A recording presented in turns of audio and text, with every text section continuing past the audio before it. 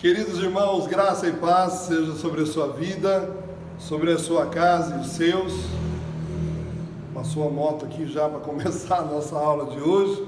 E queridos, espero que esteja tudo bem com todos vocês. E eu quero te convidar a abrir a sua Bíblia comigo, Romanos, capítulo de número 6. Estamos aí começando o capítulo 6. E hoje eu quero tratar com os irmãos de uma primeira parte desse capítulo que é muito rico. Vamos fazer a leitura dos versículos 1 até o versículo de número 14. Versículos 1 ao 14 do capítulo 6 da carta aos Romanos. Acompanhe comigo essa leitura, que é muito maravilhosa, muito rica, para que nós tenhamos o real entendimento a respeito daquilo que Paulo trata aqui nessa preciosa carta. Diz o texto: que diremos então? Permaneceremos no pecado para que a graça se destaque? De modo nenhum. Nós, que morremos para o pecado, como ainda viveremos nele? Ou ignorais que todos nós, que fomos batizados em Jesus Cristo, fomos batizados na sua morte? Portanto, fomos sepultados com ele na morte pelo batismo, para que, como Cristo foi ressuscitado dentre os mortos, pela glória do Pai, assim andemos nós também em novidade de vida. Porque se fomos unidos a ele na semelhança da sua morte, certamente também o seremos na semelhança da sua ressurreição. Pois sabemos isto: a nossa velha natureza humana foi crucificada com ele, para que o corpo sujeito ao pecado fosse destruído, a fim de não servirmos mais ao pecado. Pois quem está morto foi justificado do pecado. Se já morremos com Cristo, cremos que também com ele viveremos, sabendo que, tendo sido ressuscitado dentre os mortos, Cristo já não morre mais. A morte não tem mais domínio sobre ele, pois quanto a ter morrido, morreu para o pecado de uma vez por todas, mas quanto a viver, vive para Deus. Assim também, considerai-vos mortos para o pecado, mas vivos para Deus em Cristo Jesus. Portanto, não reine o pecado em vosso corpo mortal, a fim de obedecerdes aos teus desejos. Tampouco apresenteis os vossos membros do vosso corpo ao pecado como instrumentos do mal, mas apresentai-vos a Deus como vivificados dentre os mortos, e apresentai os membros do vosso corpo a Deus como instrumentos de justiça. Versículo 14 diz: pois o pecado não terá domínio sobre vós, pois não estáis debaixo da lei, mas debaixo da graça. Amém, irmãos? Queridos irmãos, estamos vindo do capítulo 5, e a segunda parte do capítulo 5, que nós fizemos a leitura sobre Adão e Cristo.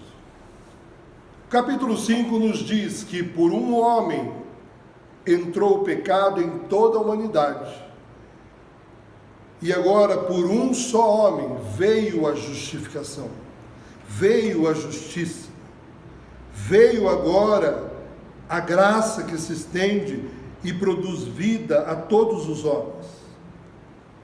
Então, antes estávamos na condição de filhos de Adão, nascidos com a natureza adâmica, em pecado, e estávamos nos delitos do pecado. Mas agora, se estamos em Cristo, a palavra de Deus em Coríntios capítulo 5, versículo 17 diz que aquele que está em Cristo é nova criatura. As coisas velhas já passaram, eis que tudo se fez novo.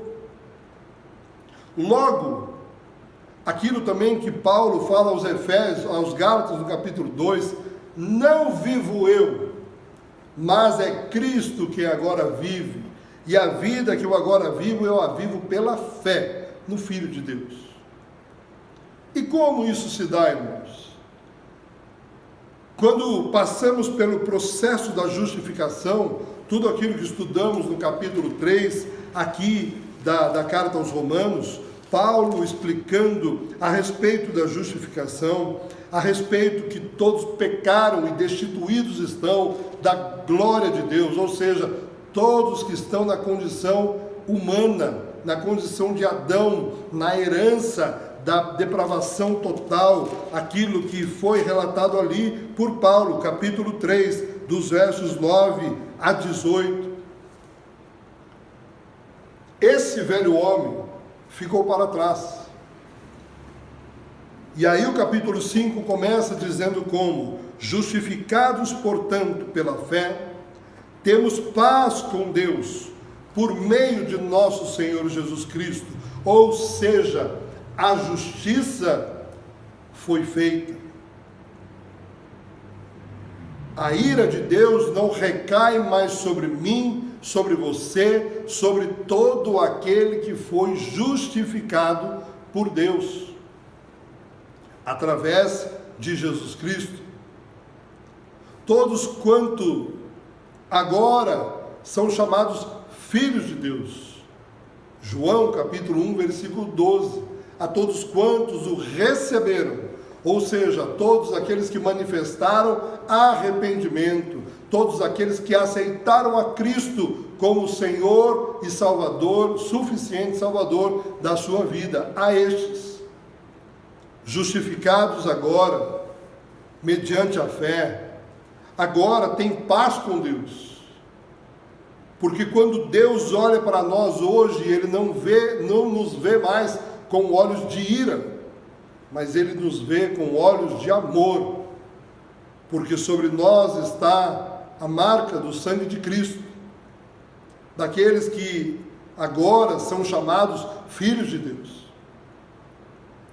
Então Paulo vem trazer essa condição no capítulo 6 a respeito da morte, que nós estamos mortos para o pecado, nós estamos mortos para aquele velho homem, e agora nós então vivemos para Deus, vivemos agora numa nova condição de vida, que não nos permite mais viver em pecado.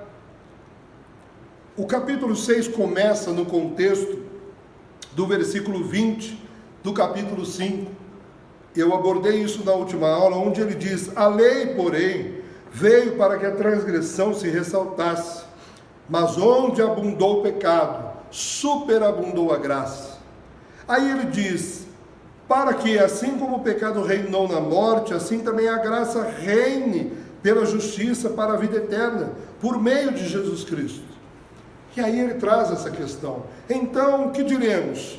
Permaneceremos no pecado, uma vez que aonde abundou o pecado, superabundou a graça? Viveremos então no pecado para que a graça sempre ganhe destaque? De modo algum.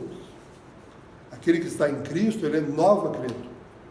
Sobre aquele velho homem, sobre aquele velho Fernando, sobre aquele velho homem que você foi representado um dia, todo o seu pecado, sobre todo o seu pecado, superabundou a graça de Cristo.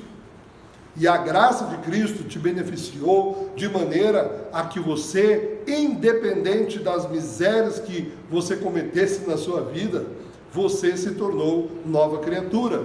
Você foi inteiramente justificado, feito justo, não pelos seus atos, mas pelo ato de Cristo na cruz do Calvário, pelo ato justificador de Cristo na cruz do Calvário. Então, essa primeira questão de Paulo, no capítulo 6, versículo 1, já fica para trás, quando ele mesmo diz, de modo nenhum. nós que morremos para o pecado, como ainda viveremos nele? Querido irmão, querida irmã, você que um dia declarou Jesus como suficiente Salvador da sua vida, como Senhor e Salvador da sua vida, morreu para o pecado, como agora viverá para o pecado? Esse é um dos pilares da nossa doutrina nazarena, herdada do movimento wesleyano, herdado do avivamento wesleyano no século XVII, onde nós trazemos essa raiz da inteira santificação, de quem agora não vive mais para o pecado e em pecado, mas vivemos sim agora em santidade ao Senhor. Vivemos uma vida em santidade ao Senhor. Versículo 3 nos diz: ou ignorais de todos que fomos batizados em Cristo, fomos batizados na sua morte?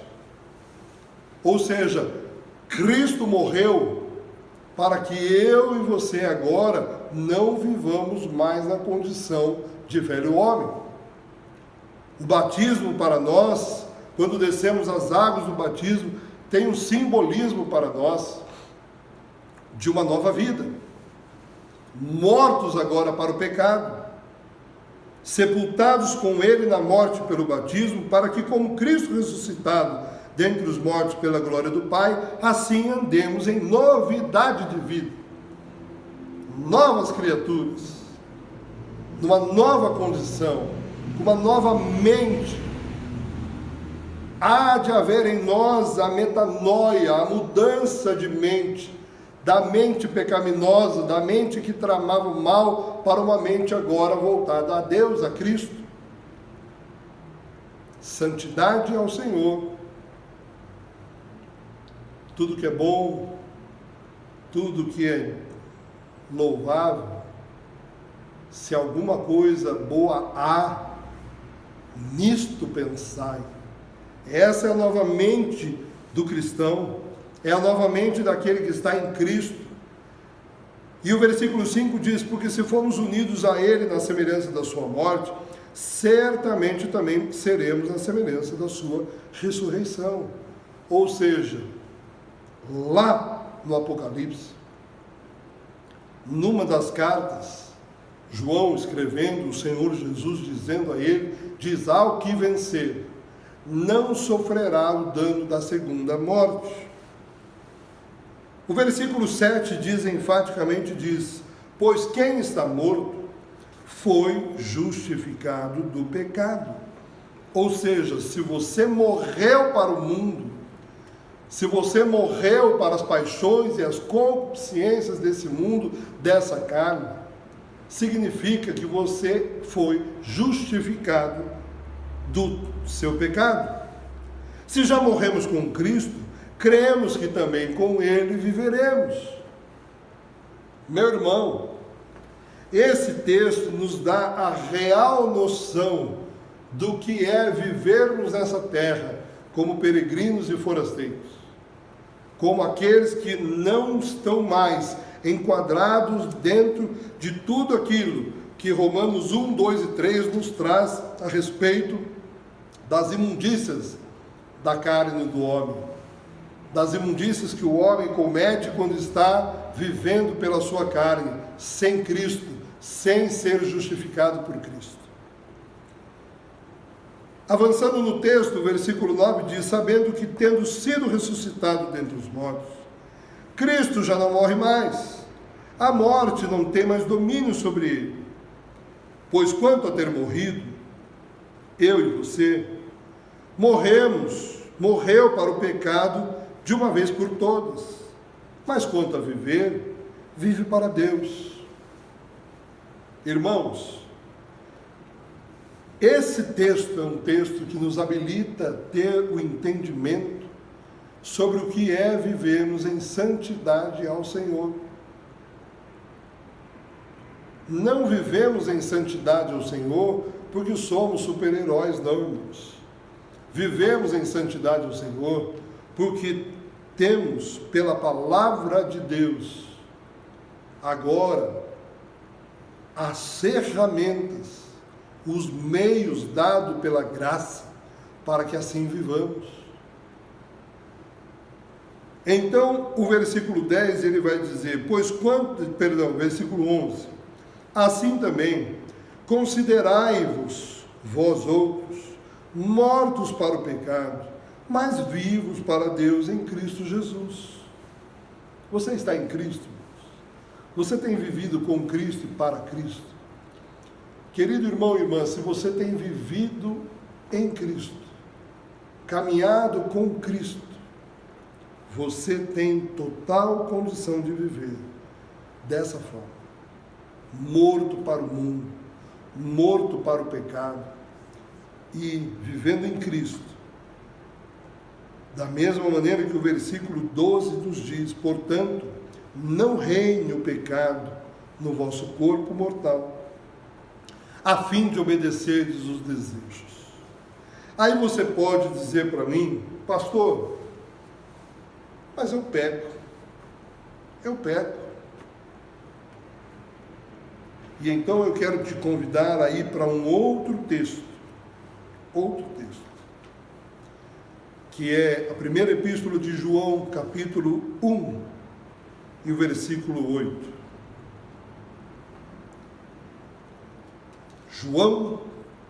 Primeira epístola de João, capítulo 1, versículo 8. Se dissermos que não temos pecado algum, enganamos a nós mesmos, e a verdade não está em nós. Mas se confessarmos os nossos pecados, Ele é fiel e justo para nos perdoar os pecados e nos purificar de toda injustiça. Se dissermos que não temos cometido pecado, nós o tornamos mentiroso e sua palavra não está em nós. Capítulo 2, versículo 1. Filhinhos, eu vos escrevo essas coisas para que não pequeis. Mas, todavia, porém, entretanto, se você pecar, temos um advogado junto ao Pai, Jesus Cristo, o justo. E o versículo 2 do capítulo 2 nos dá a sentença final dizendo: Ele é a propiciação dos nossos pecados, e não somente dos nossos, mas também pelos pecados de todo o mundo. Esse versículo 2 do capítulo 2 da primeira epístola de João vai estar muito relacionado, irmãos, ao capítulo 3, versículo 23, 24 e 25 de Romanos, onde lemos lá exatamente onde a palavra de Deus diz assim, versículo 23, 25 do capítulo 3 de Romanos: a quem Deus ofereceu como sacrifício propiciatório por meio da fé, pelo seu sangue, para a demonstração da justiça. Deus deixou de punir os pecados anteriormente cometidos. Queridos, Ele é a propiciação. Vamos recordar o que era o ato da propiciação?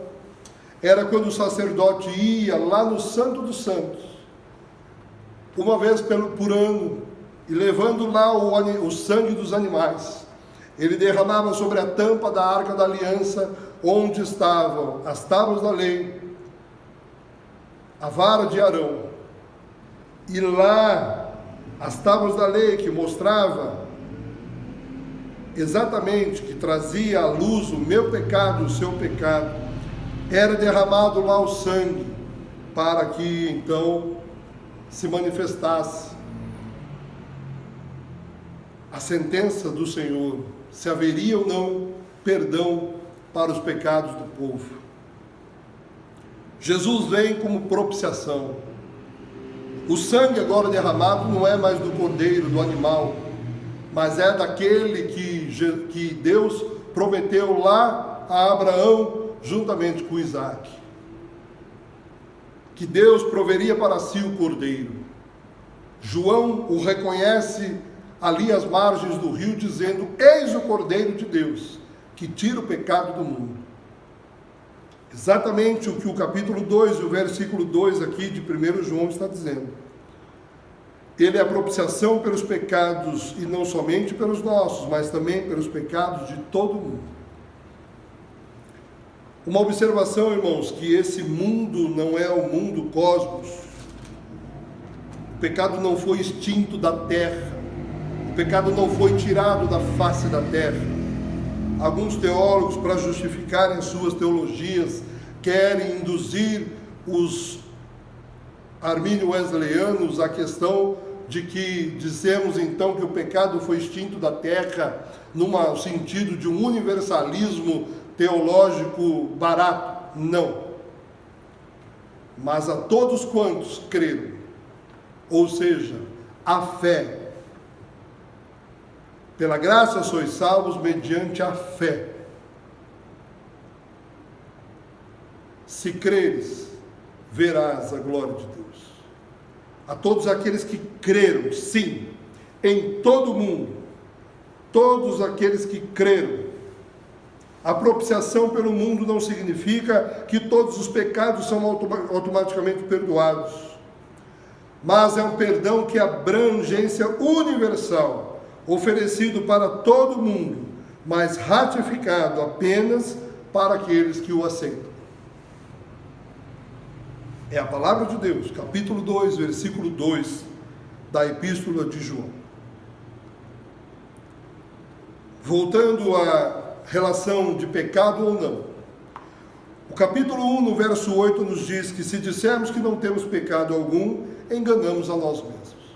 Aí eu te pergunto, há contradição entre o texto de Romanos capítulo 6 e o texto de João capítulo 1? Não, irmãos. Porque aqui está dizendo para nós, porque se formos unidos na semelhança da sua morte, certamente seremos na sua ressurreição. Pois quem está morto foi justificado do pecado. Se já morremos com Cristo, com Ele viveremos, sem pecado. Assim também, versículo 11, considerai-vos mortos para o pecado, mas vivos para Deus. O que significa dizer, irmãos, que eu e você agora, que buscamos viver em santidade ao Senhor juntamente com a sua graça, não vivemos mais na prática do pecado. O pecado não nos escraviza mais. Não vivemos daquela forma que Hebreus capítulo 10 nos diz, do pecado deliberado, do pecado voluntário. A nossa teologia e doutrina nazarena trata isso como os acidentes de percurso, porque cometemos pecados sim, irmãos. E aqui o versículo 8 nos diz isso. Se dissermos que não pecamos, enganamos a nós mesmos. Mas para o versículo 8, o versículo 9 é a salvação. O versículo 9 já é a solução imediata para o pecado que o versículo 8 nos imputa, nos diz que cometemos. Se confessarmos os nossos pecados, Ele é fiel e justo para nos perdoar de todos os pecados e purificar de toda injustiça. Aí eu te digo, irmão, ao término do dia de hoje, se você viveu um dia em comunhão com o Senhor e diante dos pecados da sua mente, dos pecados que você cometeu, você imediatamente se curvou ao Senhor, talvez não fisicamente, mas de coração rendido a Ele, e disse: Senhor, perdoa os meus pecados, perdoa-me, Senhor, aquele mau pensamento, perdoa-me aquela má atitude, perdoa-me, Senhor, daquela daquilo que me levou ao pecado. O Senhor é fiel e justo para nos perdoar e nos purificar de toda injustiça. Então eu te pergunto, logo após você ser purificado do seu pecado, de toda justiça, de toda injustiça cometida, qual é o estado que você virá se encontrar? Santidade. Santidade ao Senhor. Irmãos, a Bíblia não é um livro de utopias. E a palavra de Deus nos diz: sede santo, porque eu sou santo. Somos santos pela nossa capacidade de vivermos em santidade? Não. Mas somos santos pela justificação que o Senhor aplicou à sua justiça em nossas vidas. E temos condições de viver em santidade, porque Ele, em todo tempo, diariamente, em qualquer circunstância, tem, a partir do nosso reconhecimento e a partir da língua que professa e confessa os pecados, se confessarmos os nossos pecados, Ele é fiel e justo para nos perdoar. Logo então, nos encontraremos no estado novamente de santidade.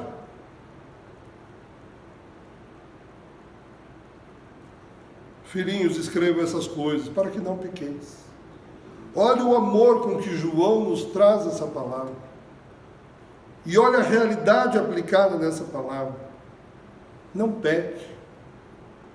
Mas, meu querido irmão, se todavia você pecou, você tem um advogado para com Deus. Jesus Cristo, aquele da cruz do Calvário, aquele que derramou o seu sangue, aquele que recebeu na cruz toda a ira do Pai, aquele a quem o Pai aprove moê-lo por mim e por você. Temos um advogado para com Deus, Jesus Cristo justo. Jesus Cristo, aquele que é a propiciação dos nossos pecados, para tornar eu e você agora santos, para eu e você possamos viver em santidade ao Senhor. Se você não conhece, se você não sabe, procure no YouTube o hino da nossa igreja, Santidade Mais e Mais. Assim canto-a, clamo-a, prego-a e vivo-a. Santidade mais e mais. Essa foi a mensagem que ganhou os campos do sul e do oeste dos Estados Unidos, irmãos. Quando a Igreja do Nazareno foi levantada de um trabalho lindo missionário de vários irmãos de algumas denominações, e houve e aconteceu ali um movimento de santidade. E esse movimento de santidade chegou aqui. E nós não devemos nunca, jamais perder a nossa raiz, como nazarenos que somos, de pregação de santidade. Eu e você devemos viver nessa condição. Se morremos com Cristo, cremos também que viveremos com Ele. Portanto, versículo 12: não reine o pecado em vosso corpo mortal, a fim de obedecerdes os seus desejos. Tampouco apresenteis os membros do vosso corpo ao pecado como instrumentos para o mal, mas apresentai-vos a Deus como vivificados dentre os mortos, e apresentais os vossos membros do vosso corpo como instrumentos de justiça. Querido irmão e irmã, Deus te abençoe. Deus te dê uma semana de bênção e paz. E medite nessa palavra, nas entrelinhas dessa palavra. Romanos capítulo 6 e 1 João capítulo 1, do verso 8 ao versículo 2 do capítulo 2. Temos um advogado para com Deus. Se confessarmos os nossos pecados, Ele é fiel e justo para nos perdoar de todo pecado e nos purificar de toda a injustiça. Vivamos em santidade ao Senhor, em nome de Jesus. Deus te abençoe.